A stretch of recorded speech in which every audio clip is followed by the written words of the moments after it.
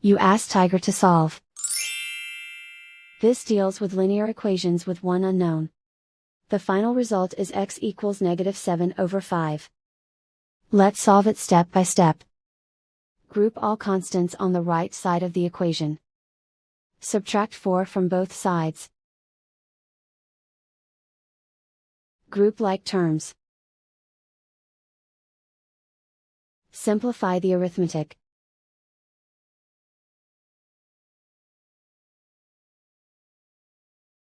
Isolate the x.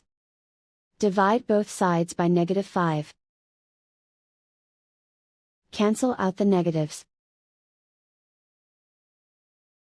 Simplify the fraction. Move the negative sign from the denominator to the numerator. And so the final result is x equals -7/5.